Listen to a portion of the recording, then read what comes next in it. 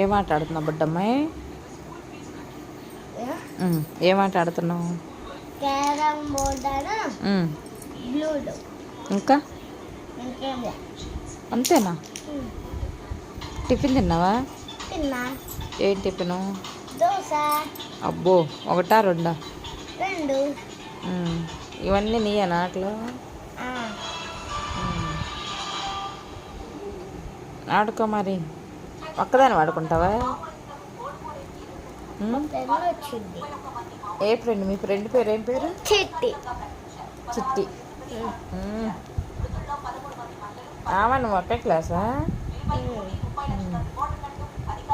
స్నానం ఎప్పుడు చేసుకుంటా పాప? చేసుకుంటా. ఎప్పుడు?